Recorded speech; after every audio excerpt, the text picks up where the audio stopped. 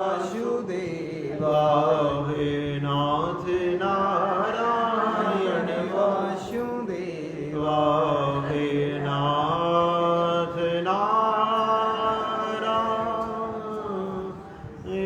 वासुदेवा। बोलिए श्री नारायण भगवान की जय। बोलिए श्री गरुड़ जी महाराज की जय। बोलिए श्री हनुमान जी महाराज की जय। बोलिए श्री सुत जी महाराज की जय। बोलिए श्री गुरुदेव महाराज की जय। प्रेम से बोलेंगे जय श्री राम, जय श्री राम, जय श्री राम, जय श्री राम, जय श्री राम। जय श्री राम। बड़ा ही सुंदर मास आश्विन मास, और आश्विन मास में बड़ा ही सुंदर हमारे पितरों तथा पूर्वजों का ये समय पितृपक्ष। आश्विन मास का कृष्ण पक्ष पितृपक्ष जो हमारे लिए बड़ा ही पूजनीय है।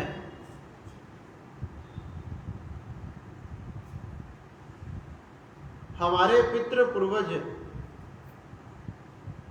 हमें सब कुछ प्रदान करके जाते हैं, नाम, इज्जत, घर बार, जिसके पास जो होता है वह उसे वह प्रदान करके जाता है। किसी के पास एक मकान, किसी के पास दो, किसी के पास तीन, कोई दुकान, कोई धंधा, कोई बिजनेस, कोई व्यापार, कोई गाड़ी, कोई बंगला, इज्जत, शोहरत, नाम कि फलाने खानदान से हो, फलाने परिवार से हो। जो हमारे पितृ तथा पूर्वज हमें इतना कुछ प्रदान करके जाते हैं, हमें सभी प्रकार के सुख प्रदान करके जाते हैं, तो उनका ही ये बड़ा सुंदर समय है। भगवान कह रहे हैं कि हे गरुड़, जिस प्रकार से वो हमारे लिए करके जाते हैं, हमने उससे भी 10 गुना ज्यादा उनके लिए करना चाहिए। कहने लगे, व्यक्ति के हाथ से जब सब कुछ निकल जाता है, जब वह विचार करता है। पूछा कि किसी ने कैसे? जब एक व्यक्ति अपने गांव से दूसरे गांव में व्यापार करने गया, एक व्यक्ति अपने गांव से दूसरे गांव में व्यापार करने के लिए गया, और जब व्यापार करने के लिए गया तो चलते चलते रास्ते में रात हो गई। जब रात्रि बहुत हो गई, उसने देखा कि सामने एक सरोवर है, आज मुझे यहीं विश्राम करना चाहिए। जब वो सरोवर के किनारे बैठ गया, जब वह सरोवर के किनारे बैठ गया तो रात्रि में उसे नींद नहीं आई। अब वह सोचने लगा, क्या करूं, क्या करूं। उसने थोड़ा अपना हाथों को आगे बढ़ाया तो उसे लगा कि बहुत सारे कंकड़ तथा पत्थर यहां पड़े हैं। अरे इनको एक एक करके उठाता हूं, समुद्र में फेंकता हूं, फेंकते फेंकते सुबह हो जाएगी, मेरा टाइम पास हो जाएगा। हैं? अब नींद तो आ नहीं रही, कुछ तो करना चाहिए। अब उसने शुरू कर दिया, रात का अंधेरा अधिक है, कुछ दिखाई नहीं दे रहा। एक एक करके उठाए और डालता रहा। अब डालते डालते डालते डालते पूरी रात्रि व्यतीत हो गई। और जब पूरी रात्रि व्यतीत हुई, जैसे ही सूर्य का प्रकाश हुआ, केवल एक वो पत्थर उनके हाथ में बचा, बाकी सब फेंक दिए। और जैसे ही सूर्य के प्रकाश में उस पत्थर पर नजर गई, जो पत्थर नहीं था, अरे चमकता हुआ हीरा था।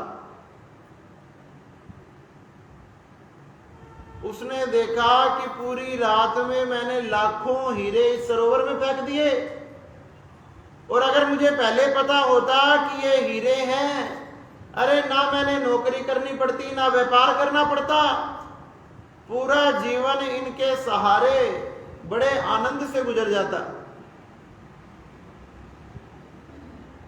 अब तो भैया एक हीरा हाथ में पकड़कर अफसोस करने लगा।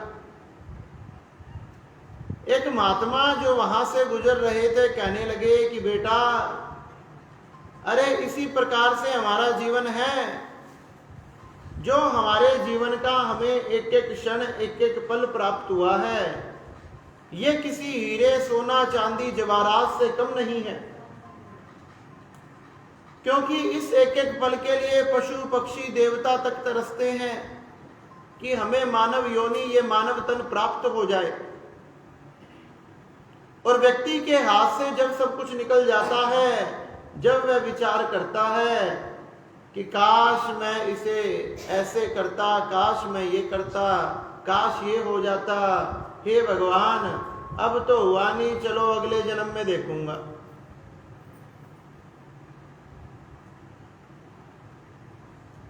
तो उस हीरे की मूल्य की भांति हमने भी अपने एक एक क्षण को बड़ा ही इसको अपने भाग्य समझकर भगवान के चरणों में समर्पित करना चाहिए। बताया गया कि जब भी व्यक्ति इस संसार में आता है तो बड़ी खुशियां मनाई जाती हैं, और जब इस संसार से चला जाता है तो उसका परिवार, उसके सगे संबंधी बड़े दुख में डूब जाते हैं। लेकिन हे गरुड़, ये मानव का जीवन लकड़ियों की भांति है। कहने लगे कि मानव का जीवन लकड़ियों की भांति क्यों है? अरे मानो जैसे बहती हुई नदी में लकड़ियों के कुछ टुकड़े फेंक दिए जाए, बहते हुए जल में जब लकड़ियों के कुछ टुकड़े फेंक दिए जाए तो थोड़े समय बाद वो आपस में मिल जाते हैं, और जैसे ही तेज धारा आती है फिर अलग हो जाते हैं, फिर आगे आगे चलते चलते फिर मिल जाते हैं, फिर कोई तेज धारा आती है फिर बिछुड़ जाते हैं। अरे उसी प्रकार से ये योनि है, ये मानव योनि है कि जीव यहां बार बार आपस में मिलता है और फिर बिछुड़ता है। और हमने ये मिलना तथा बिछुड़ना के विचार को त्याग कर केवल जो हम इस धराधाम पर, इस पृथ्वी पर मानव तन प्राप्त करके करने आए हैं, अपने उस लक्ष्य को याद रखना चाहिए। भागवत जी में बड़ा ही सुंदर प्रसंग आता है पुरंजन का। दो मित्र थे, पुरंजन और अभिज्ञात। बड़ा ही सुंदर प्रसंग। दोनों मित्र थे घनिष्ठ। जो पुरंजन था उसने अपने मित्र को कहा कि भैया, अरे एक जगह पर बैठे बैठे मैं तो बोर हो गया, क्या किया जाए? अरे मेरे मन में आ रहा है कि मैं घूमकर आऊं चारों तरफ, चारों तरफ मैं घूमकर आऊं। तो अभिज्ञात ने कहा कि भैया घूमकर क्या करेगा, परमात्मा के नाम को ले, यहीं बैठ। अरे नहीं भैया, परमात्मा के नाम को तो तू ले, मैं घूमकर आता हूं। अभिज्ञात कहने लगा कि ठीक है भैया घूम के आ जा, लेकिन याद रखना जल्दी आना, ये याद रखना कि जल्दी आना, मैं तेरा इंतजार कर रहा हूं। अब जैसे ही वो घूमने गया तो क्या हुआ, चारों तरफ घूमने लगा, और घूमते घूमते उसे एक सुंदर नगर दिखाई दिया।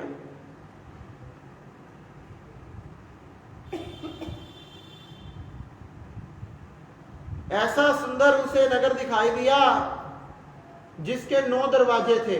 9 दरवाजे, एक से एक सुंदर। 9 दरवाजे जिसके थे, जिसके अच्छे अच्छे सैनिक थे, चारों तरफ से रक्षा करने वाले। और जहां एक 5 फन का शेष नाग जिस नगर की रक्षा करता था, उसने देखा भैया 9 द्वारों का ये सुंदर नगर, ये बड़ा इससे ऐसा सुंदर नगर तो मैंने कभी कहीं देखा नहीं, क्यों ना मैंने इसके अंदर चलना चाहिए। अब वो उसके अंदर प्रवेश कर गया, प्रवेश करके चारों तरफ घूमने लगा तो बड़ा सुंदर बना हुआ था, मानो वहां से जाने का उसका मन नहीं कर रहा था। जैसे घूमते घूमते आगे बढ़ा तो उस नगर की राजकुमारी सामने दिखाई दे गई। जैसी राजकुमारी सामने दिखाई दी, राजकुमारी के बॉडीगार्ड सैनिक उसके साथ में, और पीछे 5 फन वाला सांप चल रहा है उसकी रक्षा करने के लिए। जैसे उस राजकुमारी को उसने देखा, जैसे ही देखा तो सोचने लगा कि ये कौन है। पूछा कि आप कौन हैं? वह कहने लगी कि ये मैं यहाँ की राजकुमारी हूं। अच्छा राजकुमारी हो, अर्थ मतलब तुम्हारा विवाह नहीं हुआ? हाँ भाई मेरा विवाह नहीं हुआ। देखो विवाह तो मेरा भी नहीं हुआ, तुम भी कुंवारी हो और मैं भी कुंवारा हूं, और देखो हम दोनों विवाह कर लेंगे तो सुख से यहां रहेंगे।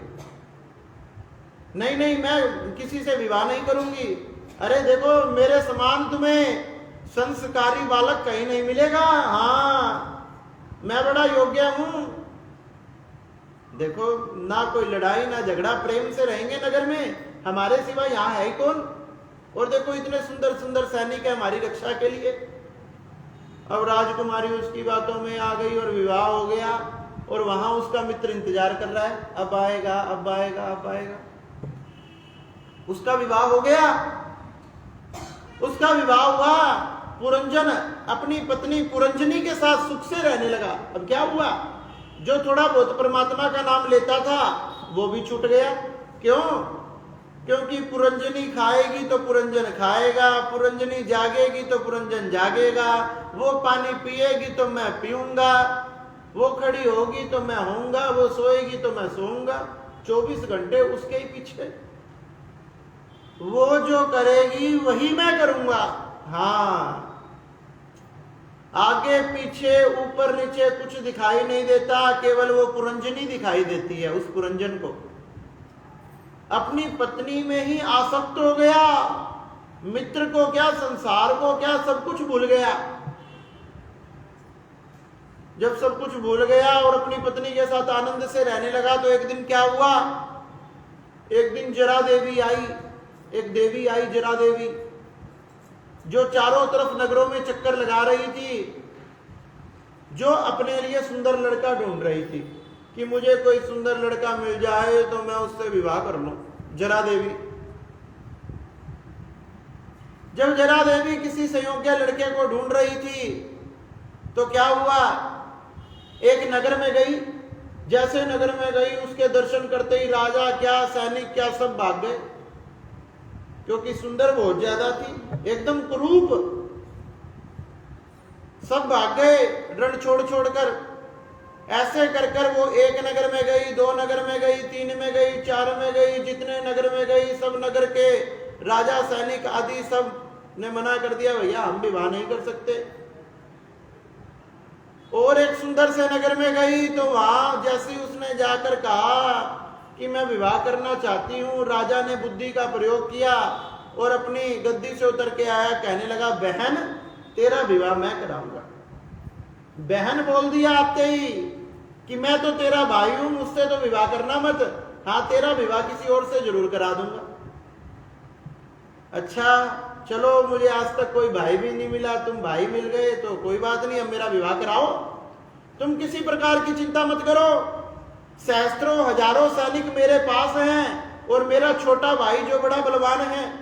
अब तुम चारों तरफ नगर में जाओ और जो तुम्हें पसंद आ जाए उससे तुम विवाह करो, और अगर किसी भी प्रकार से वो मना करेगा तो मेरा भाई तथा सैनिक मार पीट कर उसके साथ तुम्हारा विवाह जरूर कराएंगे, चिंता मत करो।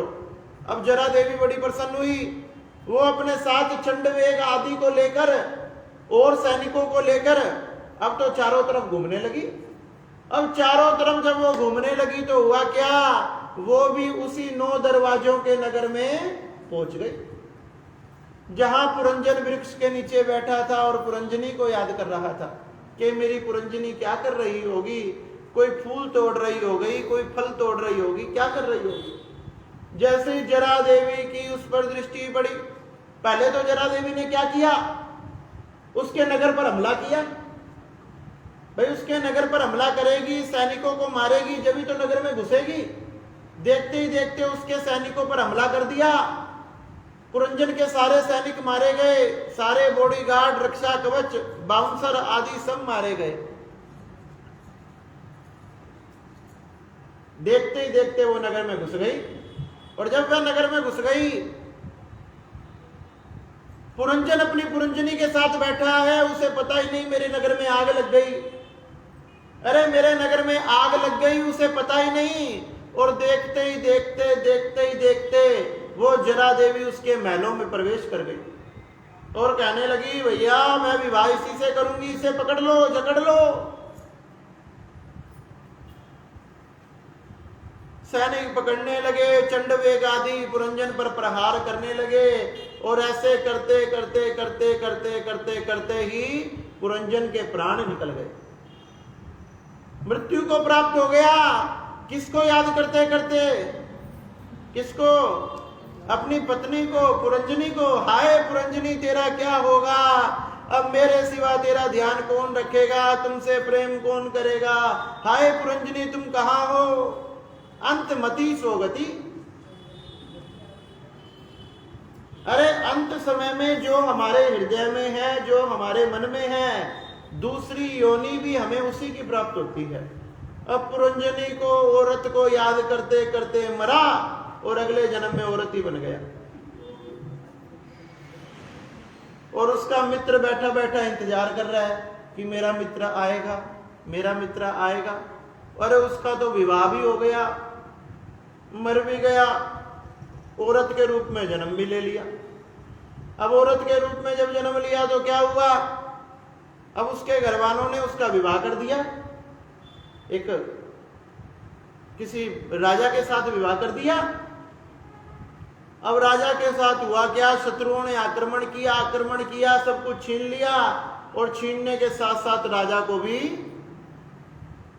मार दिया। अब वो तैयारी करने लगी कि मैं अपने पति का अंतिम संस्कार करूंगी, और अंतिम संस्कार ही नहीं करूंगी, इसके साथ अग्नि में प्रवेश कर जाऊंगी, क्योंकि मेरे सिवा इसका कौन, इसके सिवा मेरा कौन है, मैं तो इसे ही प्रेम करती थी। देखो, और उसका बेचारा अभिज्ञात मित्र खड़ा हुआ और अपने मित्र को ढूंढना शुरू किया। अरे मेरा मित्र घूमने गया था, आज तक नहीं आया, कहां गया। अब मित्र ढूंढने लगा कि मेरा मित्र पुरंजन कहां गया। और भैया उसका अगला जन्म हो गया और वो स्त्री के रूप में अपने पति की सारी लकड़ियां आदि सजा दी और उस पर बैठ गई और उस पर बैठकर अग्नि को प्रकट करने लगी। और जैसे ही अग्नि को प्रकट करने लगी, सामने से अभिज्ञात आ गया कि अरे मित्र ये क्या कर रहा है। औरत ने देखा इधर उधर कि इधर तो कोई भी नहीं है, मैं ही हूं, मेरा पति तो मर गया, ये किसे बोल रहा है। अरे मित्र तू ये क्या कर रहा है। अरे भैया तुम किसे बोल रहे हो। अरे मैं तुम्हें ही बोल रहा हूं, तो मैं क्या तुम्हें तुम्हारी मित्र दिखाई देती हूं। अरे मैं तुम्हारी कब से मित्र हुई, मैं तो तुम्हें जानती नहीं। अरे तू सब कुछ भूल गया, लेकिन मुझे सब कुछ याद है। अरे तुम मुझे डिस्टर्ब ना करो, मैं सती होने जा रही हूं अपने पति के साथ। अरे तू सती नहीं, तू तो सता है। अरे तू औरत नहीं, तू पिछले जन्म में पुरुष था। वैसी ऐसी बातें करने लगा, उस स्त्री को विश्वास नहीं हुआ। अब वो सोचने लगी 2 मिनट इसकी बात तो सुन लूं, क्या कह रहा है। अब अभिज्ञात उसे समझाने लगा कि तू मेरा मित्र है, मैं तेरा मित्र हूं। याद कर भैया, हम बड़े सुख से आश्रम में रहा करते थे। अरे हम साथ में पढ़े, साथ में लिखे, साथ में उद्यम किया, सब कुछ किया। और याद कर, एक दिन तेरे मन में आया कि मैं घूम के आता हूं, और भैया तू तो ऐसा घूमने गया कि लौटकर वापिस ही नहीं आया। अब जब ऐसी ऐसी बातें बताने लगे तो धीरे धीरे उस मित्र को भी सब कुछ याद आ गया। और जैसे ही मित्र को याद आया, मित्र के गले लग गया। अरे मित्र अरे मैं कैसी दुविधाओं में फंस गया और ये क्या क्या हो गया। अरे जो भी हुआ अब तू उसे भूल जा और चल हम फिर दोबारा आश्रम में चलते हैं और भगवान का भजन करते हैं। अब किसी ने कहा कि समझ तो आया नहीं, कहाँ का सिर जोड़ा कहाँ का पैर जोड़ा। अरे ये पुरंजन कौन था, विज्ञात कौन था और ये सब क्या हुआ, समझ में तो आया नहीं कुछ। तो कहने लगे वो पुरंजन और अभिज्ञात कौन है। अरे वो पुरंजन कोई और नहीं, वो हम ही हैं। पुरंजन ये जीव है और अभिज्ञात परमात्मा है। परमात्मा और जीव दोनों एक साथ रहते हैं, एक दूसरे के मित्र हैं। जब जीव के मन में आता है मैं घूम के आता हूं, तो वो इस संसार में आता है। परमात्मा कहता है जल्दी आना, मुझे याद रखना। वो कहता है पक्का याद रखूंगा, लेकिन नगर को देखते ही सब कुछ भूल जाता है। 9 दरवाजों का ये सुंदर नगर हमारा शरीर, जिसके 9 द्वार हैं, ये शरीर उसे पसंद आता है और कहता है अब मैं इससे निकलकर नहीं जाऊंगा। नाना प्रकार की मोह माया में शरीर के द्वारा बंध जाता है, सब कुछ हो जाता है और जब एकदम इसमें डूब जाता है तो पता लग जाता है, पता नहीं लगता कि ये जिंदगी के दिन कैसे व्यतीत हो गए। पूरा जीवन चला गया। अंत में जरा देवी आती है अपने सैनिकों को लेकर। कौन? जरा, बुढ़ापा, वृद्धावस्था, अपने सैनिकों को लेकर। कौन है उसके सैनिक? ये बीपी, ये शुगर, ये हार्ट अटैक, ये किडनी, ये रोग सभी उसके सैनिक हैं। एक से बड़ा एक भयंकर रोग जो आपको चारों तरफ से घेर लेते हैं, आपके शरीर में कुछ भी नहीं छोड़ते और करते करते करते करते आपकी मृत्यु हो जाती। तो परमात्मा कहता है कि तू पुरंजन की भांति है और पुरंजन मत बन। इस कहानी से सीख ले और मेरे भजन को धारण कर। कहने लगे जीव जब इस संसार सागर में आता है तो भगवान के सामने प्रण करके आता है कि परमात्मा मैं तेरे सिवा किसी को नहीं जानता। और जब इस जीव जराधाम पर आ जाता है, रिश्ते नातों में फंस जाता है, तो क्या कहते हैं, मैं सबको तो जानता हूं लेकिन परमात्मा को नहीं जानता। और तो और परमात्मा कौन है? अरे कहाँ है? दिखाई नहीं देता। अरे आप इतनी पाठ पूजा करते हो, दिखा कर तो दिखाओ। अरे परमात्मा देखने का दिखाने का विषय नहीं है, वो तो महसूस करने का विषय है। एक संत जी कथा कर रहे थे और एक व्यक्ति भागा भागा गया, कहने लगा संत जी बड़ी कथा करते हो, क्या परमात्मा को देखा है? उस व्यक्ति ने कहा हाँ भैया, कई बार मुझे आभास हुआ कि परमात्मा मेरे सामने खड़े हैं, मुझ पर कई बार कृपा करी। अरे कृपा विरपा मैं नहीं जानता, अगर तुम्हारा परमात्मा है तो मुझे दिखाओ, अगर दिखाओगे तो मान लूंगा, नहीं तो मैं तो नहीं मानने वाला। अब बेचारे महात्मा जी चक्कर में पड़ गए कि भगवान के दर्शन करने के लिए तो इतनी भक्ति करनी पड़ती है, उनका नाम जपना करना पड़ता है, और ये कहते हैं मुझे दिखाओ। और ऐसे ही परमात्मा दिखने लग गया तो हो गया बेड़ा पार। अब वो जिद पड़ गया, मैं तो देख कर मानूंगा। उसे समझाया, ज्ञान के संदेश दिए, लेकिन वो नहीं माना। क्या परमात्मा का नाम ले, तुझे महसूस होगा परमात्मा तेरे पास है। अगर परमात्मा प्रसन्न हो गया तो तुझे किसी भी प्रकार से अपनी कृपा, अपने दर्शन तुझे दिखा देगा। लेकिन वो कहने लगा मैं कृपा दर्शन आदि नहीं, मैं तो भी देखना चाहता हूं। महाराज जी को आया क्रोध और महाराज जी के पास पड़ा था एक बड़ा सा पत्थर। पत्थर को उठाया और उस व्यक्ति के पैर पर दे मारा धड़ा, और वो व्यक्ति चिल्लाया हाय बचाओ। अरे महात्मा ये क्या कर दिया? अरे भैया क्या हुआ? अरे महात्मा मेरा पैर फोड़ दिया, मुझे दर्द हो रहा है। क्यों झूठ बोल रहा है? पत्थर मारने से भी क्या दर्द होता है? अरे महाराज बड़ी जोर से दर्द हो रहा है, मानो अंदर की हड्डियां टूट गई हो। झूठ मत बोल। अगर तुझे दर्द हो रहा है तो तू दिखा दर्द कहाँ है। अगर तूने दिखा दिया दर्द कहाँ है तो मैं मान जाऊंगा तेरे दर्द हो रहा है। अब वो कहने लगा दर्द दिखाने का विषय नहीं है, अरे ये तो महसूस करने का विषय है। महसूस किया जा सकता है। मैं आपको कैसे दिखाऊं? अरे जैसे तेरा दर्द महसूस किया जा सकता है, वैसे ही मेरा परमात्मा भी महसूस किया जा सकता है। यह कण कण में विराजमान है, हर व्यक्ति में विराजमान है, लेकिन हमारे मन में वो श्रद्धा भाव भक्ति आदि चाहिए इसको प्राप्त करने के लिए। तो कहने लगे कि हे गरुड़ जी महाराज, अपने पितरों के उद्धार के लिए उनका परिवार, उनका वंश, उनके लिए अनेक प्रकार के कार्य करता है।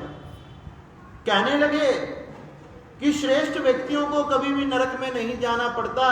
उनके धर्म के कारण, उनके पुण्य के कारण उनके सभी प्रकार के पाप नष्ट हो जाते हैं।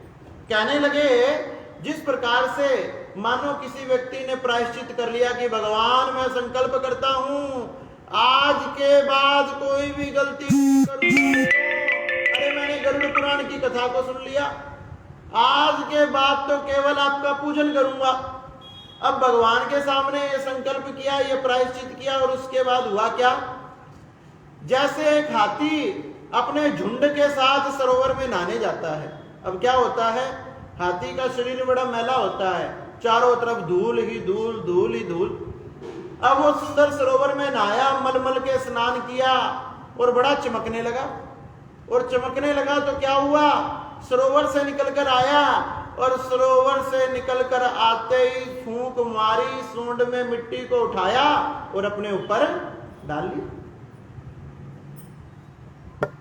अब बताओ हाथी के स्नान, अरे इस धूल को साफ करने के लिए तो वो जल में गया और जल से बाहर निकलते ही फिर धूल को अपने ऊपर डाल लिया। उसी प्रकार से व्यक्ति ये भगवान के सामने बार बार प्रायश्चित करता है कि आज के बाद क्या, अभी से कुछ नहीं करूंगा। और जैसे ही सूरज ढलता है, रात को सोता है, सुबह उठता है, फिर से अपनी दिनचर्या में वैसे ही लग जाता है। तो बताया कि उस हाथी की तरह मत बनो। अगर एक बार प्रायश्चित कर दिया तो कर दिया। तो बताने लगे इस प्रकार से जो भगवान के चरणों में सच्चे मन से प्रायश्चित करता है उसके सारे पाप भस्म हो जाते हैं। जैसे बांसों के जंगल में एक बांस को अग्नि दिखा दी जाए तो सभी बांस जलकर भस्म हो जाते हैं, उसी प्रकार से भगवान के भजन से बड़े पाप नष्ट हो जाते हैं।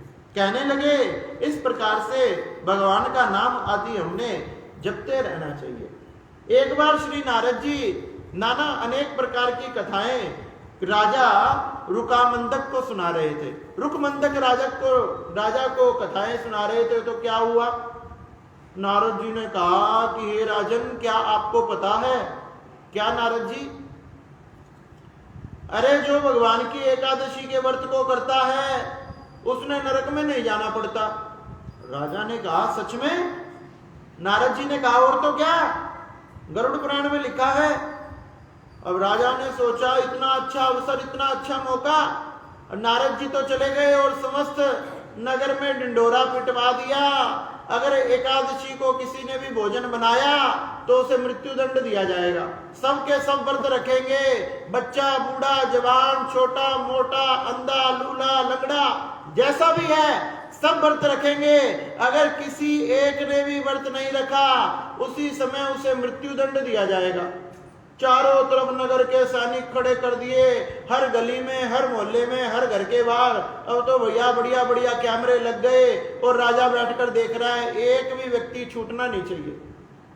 जब राजा ने ऐसा किया तो क्या हुआ, सबने व्रत को जबरदस्ती धारण करना पड़ा। अब चाहे जबरदस्ती करा चाहे कैसे भी किया, व्रत तो किया। और ऐसे राजा तो सारी एकादशियों के व्रत कराने लगा सैनिकों को खड़े कर करके, और भैया धर्मराज का सारा नरक खाली हो। तो भगवान श्री नारायण गरुड़ को कहते हैं ये एकादशी की महिमा बड़ी अनंत है। अरे राजा ने व्रत करवाए, सारा नरक चौपट हो गया, सब कुछ खाली हो गया, इसकी इतनी महिमा। इसलिए हे गरुड़, एकादशी ही नहीं, अलग अलग प्रकार के ऐसे ऐसे व्रत, उपवास, नियम आदि हैं जो व्यक्ति धारण कर ले तो पाप नष्ट हो जाता है। तो कहने लगे क्या ऐसा पाप कभी हे नारायण भगवान आपके भी चिपका? भैया आप भी तो पृथ्वी पर इतनी बार गए, आपने भी अनेक प्रकार के अवतार लिए, तो कभी गलती से कोई पाप चिपका या नहीं चिपका? तो भगवान कहने लगे जब हम मानव लीला करने जाते हैं तो हमारे भी बहुत से पाप चिपक जाते हैं और हम भी उनका प्रायश्चित करते हैं। कहने लगे कैसे, हमें भी कोई कथा सुनाओ।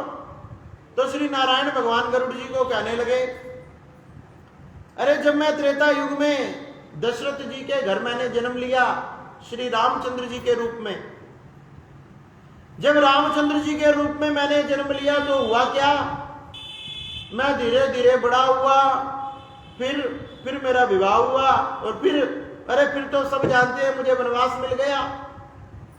और जब मुझे वनवास मिल गया मैंने सीता की खोज करवाई, हनुमान जी ने खोज लगाई और पता लगा लंकापति रावण लेकर गया है। अब क्या किया जाए, इस पर आक्रमण किया जाए। अनेक प्रकार के हमने प्रयास किए और अनेक प्रकार के प्रयास करने के बाद क्या हुआ, एक दिन रावण के साथ घनघोर मेरा युद्ध हो गया। और जब युद्ध हो गया तो उसकी मृत्यु का समय निकट था। विभीषण ने मुझे गुप्त बात बता दी और उस गुप्त बात को मैंने अपने मन में धारण किया और अपने तरकस में से बाण निकालकर रावण को मार दिया। अच्छा फिर क्या, रावण कौन था? रावण था तो ब्राह्मण। अरे रावण ब्राह्मण था, चाहे जैसा भी था, मुझे ब्रह्मत्या लग गई। अरे रावण, अभी तो बताया कि ब्राह्मण कैसा भी हो मारने के योग्य नहीं है। ब्रह्मत्याएं लाखों जन्मों तक पीछा नहीं छोड़ती। अब राम जी ने रावण पर विजय प्राप्त करी, सीता को लेकर गए और अपने अयोध्या में पहुंच गए, राजा बनकर बैठ गए।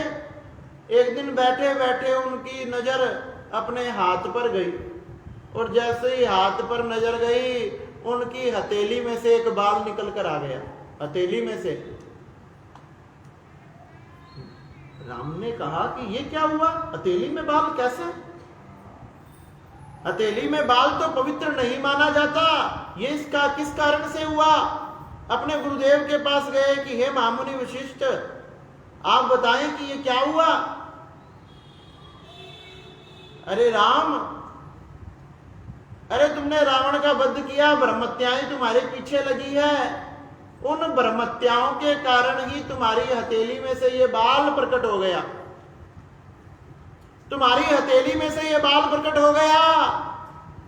राम जी कहने लगे अब इसका प्रायश्चित क्या है, मैं इसका प्रायश्चित कैसे करूं? कहने लगे अगर तुम अश्वमेध यज्ञ करोगे जब ये ब्रह्म हत्या तुमसे दूर हो जाएगी और तुमसे जो ये पाप हुआ है इससे तुम्हारा छुटकारा हो जाएगा। अरे इसीलिए तो राम जी ने अश्वमेध यज्ञ किया, जिसका घोड़ा लवकुश ने रख लिया। अश्वमेध यज्ञ का आयोजन हुआ, बड़े धूमधाम से, दूर दूर से महात्मा संत आदि बुलाए गए, ब्राह्मणों को निमंत्रण दिया गया। और जैसे ही अश्वमेध यज्ञ पूरा हुआ, पूर्ण आहुति हुई, सब कुछ हुआ, ब्राह्मणों को विदा किया, ये सब कुछ करते ही राम जी की हथेली का बाल अपने आप गायब हो गया, मानो वो ब्रह्मत्या अश्वमेध यज्ञ से नष्ट हो गई हो। तो भगवान नारायण कहते हैं कि हे गरुड़, जाने अनजाने में हुए कितने भी बड़े से बड़े पाप हैं, हम अपने धर्म कार्यों से उनको नष्ट कर सकते हैं। तो बताने लगे व्यक्ति नष्ट तो जब करेगा जब उसका मन एकाग्रचित होगा। मन तो एकाग्रचित ही नहीं है।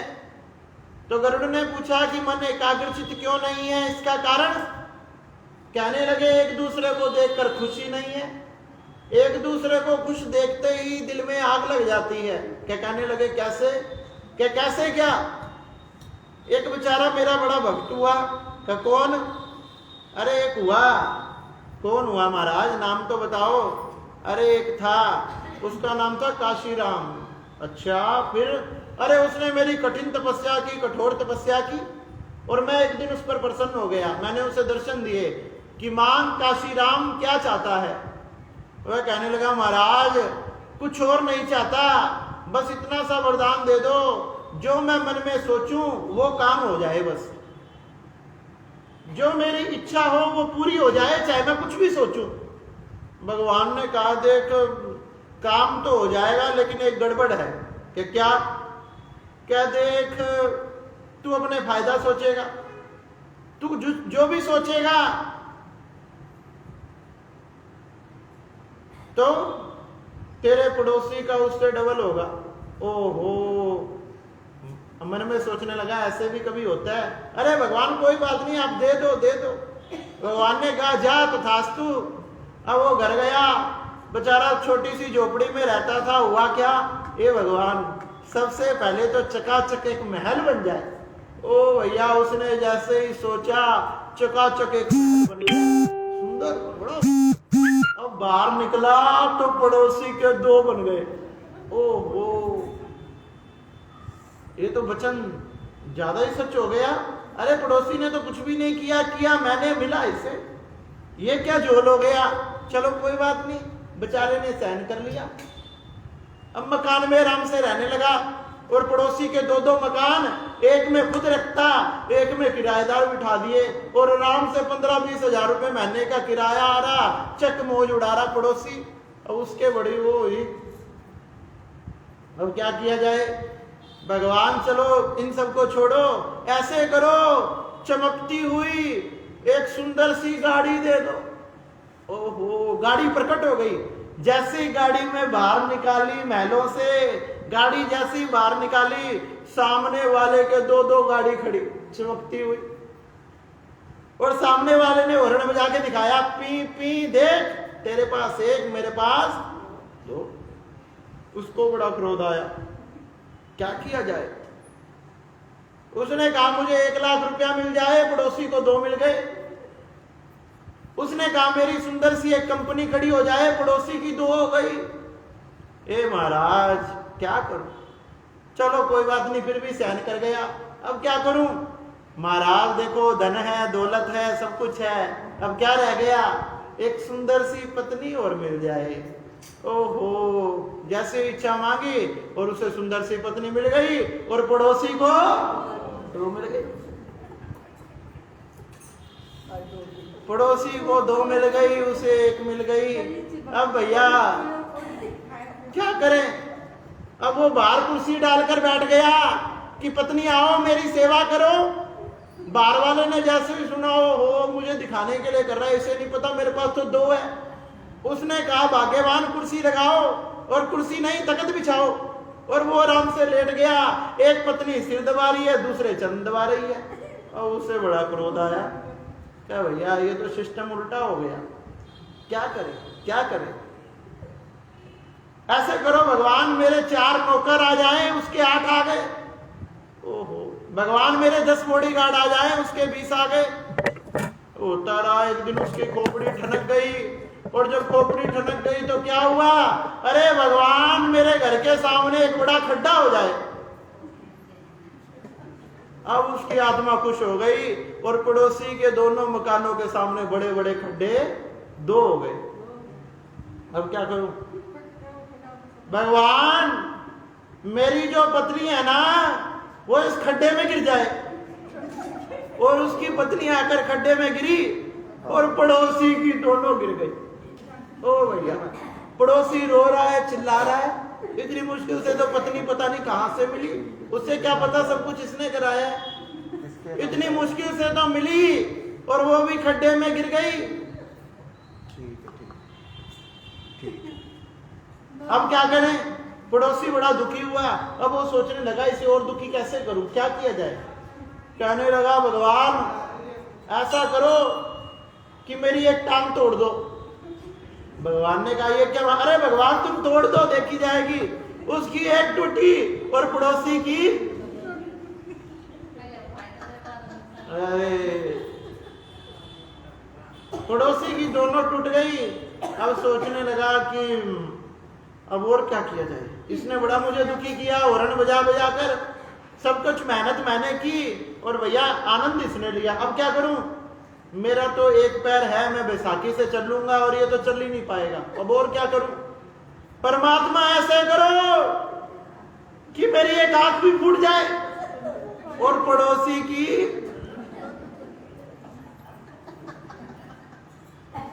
पड़ोसी अपने भाग्य को रो रहा है। 2 मकान, 2 गाड़ी, 2 कंपनी, अब मैं क्या करूंगा? ना पैर बचे ना आंख बची। अब वो कह रहा था, हे भगवान मेरी एक किडनी भी फेल हो जाए, कहने ही वाला था। इतने में तो भगवान प्रकट हो गए। अरे कहने लगे, अरे मैंने तुझे दुनिया की भलाई के लिए वरदान दिया और तूने सत्यानाश कर दिया। अरे पड़ोसी ने तेरा क्या बिगाड़ा? उसका पैर भी तोड़ दिए, हाथ भी तोड़ दिए, आंख भी तोड़ दी, और तो पता नहीं तू क्या क्या तोड़ेगा। उससे पहले ही मैं मेरा वरदान वापिस ले रहा हूं। और भगवान ने अपना वरदान वापिस लिया। तो कहने लगे, गरुड़ जी एक दिन एक भक्त की जब मैंने इच्छा पूरी की तो उसने ये किया। अब दुनिया जब एक दूसरे को देखकर प्रसन्न नहीं है, खुश नहीं है, आनंद नहीं है, तो कहां से उन्हें स्वर्ग मिलेगा? है? अरे वो स्वर्ग में नहीं, नरक में उल्टे लटकाए जाएंगे। तो गरुड़ जी कहने लगे, महाराज ये तो बड़ा अनर्थ हो गया। कहने लगे, मैं दुनिया वालों को समझाने के लिए नाना प्रकार के अवतार लेता हूँ, लीलाएं करता हूँ, ताकि व्यक्ति इनसे सीख ले सके।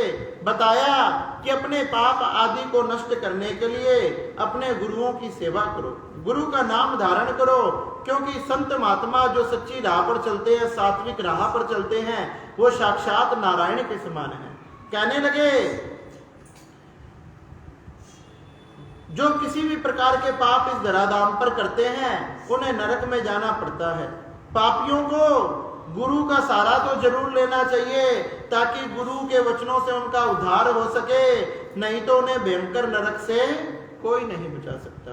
कहने लगे, शराब पीना तो महापाप है, शराब पीना महापाप में आया। कहने लगे, अगर कोई व्यक्ति शराब पीता है और मर जाता है बिना प्रायश्चित के, तो जन्मों जन्मों बीत जाते हैं, उसका कल्याण नहीं होता। कहने लगे, महाराज अगर मान लो किसी ने गलती से पी ली और वो चाहता है कि भैया प्रायश्चित हो जाए, तो इसका प्रायश्चित क्या है? कहने लगे, गरुड़ तू प्रायश्चित मत पूछ, क्योंकि मनुष्य के लिए कर पाना बड़ा कठिन है। कहने लगे, फिर भी महाराज एक बार बता तो दो। तो कहने लगे, अगर वो अपने प्रायश्चित करना चाहता है तो सरिये को गर्म करे और अपनी जीभ पर रख ले। कहने लगे, महाराज ये कौन रखेगा? क्या नहीं रखेंगे तो नरक में हम रखेंगे। तो बताया गया, शराब पीने वाले के, मांस मिद्रा आदि करने वाले के, उनके मुंह में गरम गरम इस प्रकार के कोयले तथा लोहे दंड डाले जाते हैं। बताया गया, या तो वो खुद डाल ले, नहीं तो यमराज के काले काले दूत उनके मुंह में भर देते हैं। तो बताने लगे, जो भी व्यक्ति अकाल मृत्यु से मरता है वो जाकर प्रेत बनता है, और उनसे जो अकाल मृत्यु से मरा है, जो प्रेत बनता है, उनके उस परिवार ने उसकी मुक्ति के लिए अनेक प्रकार के उपाय करने चाहिए। कोई नारायण बलि, कोई तर्पण, कोई पिंडदान, कोई गया जी में श्राद्ध, अनेक प्रकार के कार्य करने चाहिए, नहीं तो वो प्रेत पीड़ा में ही तड़पता रहता है। कहने लगे, इस प्रकार से उसके लिए अनेक प्रकार के दान करें। जो दूसरों को चोट पहुंचाता है, दिल दुखाता है, आघात पहुंचाता है, दूसरों के धन आदि को हड़पता है, उनकी किसी प्रकार से भी मुक्ति नहीं होती। हजारों वर्ष तक उन्हें नरक में अग्नि कुंड में पकाया जाता है। कहने लगे, इस प्रकार से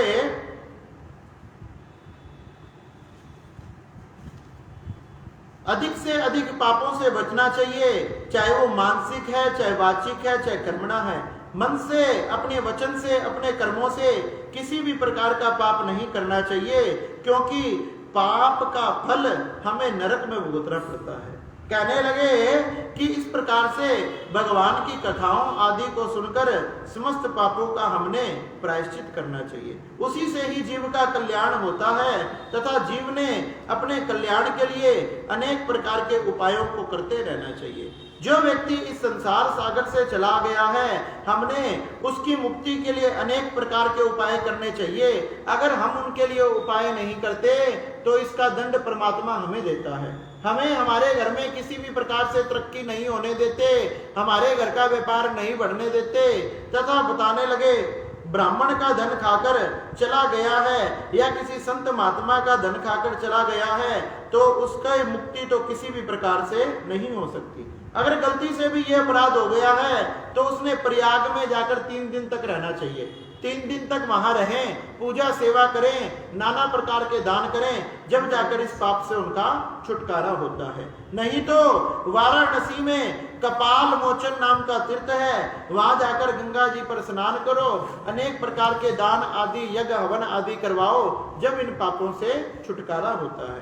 कहने लगे इस प्रकार से किसी भी व्यक्ति से कोई गलत वस्तु खाई गई या पी गई, जैसे मांस मदिरा आदि, तो अनेक प्रकार के प्रायश्चित बताए। एक प्रायश्चित और बताया, कहने लगे 3 साल तक या 1.5 साल तक या 6 महीने तक, नहीं तो कम से कम 1 महीने तक माघ के मास में गो रस का, गो गव्य का, इन सब का सेवन करे। घी मूत्र गोबर आदि रस जो भी गौ के होते हैं उन सबको मिलाकर उनका सेवन करे। उनका सेवन करने से उसके समस्त पाप, प्रकार के पाप आदि नष्ट हो जाते हैं। कहने लगे सोने की चोरी करने वाला, सोने की चोरी भी महापाप में आती है। महापाप में कुछ अपराध आते हैं, जैसे सोने की चोरी। सोने की चोरी महापाप में आती है, जिस पाप को करने से व्यक्ति अगले जन्म में अंधा हो जाता है।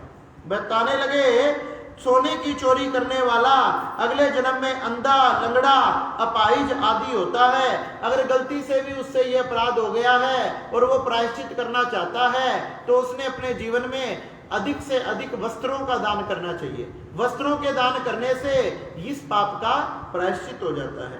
कहने लगे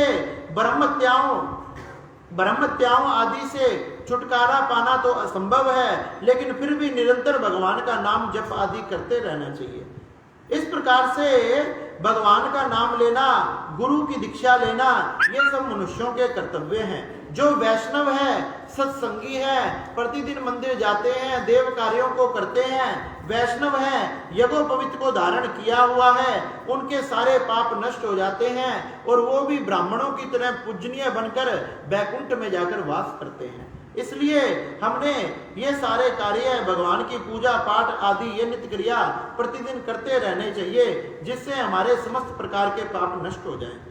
इस प्रकार से भगवान श्री नारायण गरुड़ जी को कहने लगे द्रौपदी ने वस्त्र का दान किया और वस्त्र के दान से तथा चीर के दान से भगवान नारायण ने आकर उसकी रक्षा करी। जब भगवान कृष्ण की उंगली से एक बार रक्त बहने लगा तो फटाफट द्रौपदी ने अपनी साड़ी के पल्लू में से चीर को फाड़ा।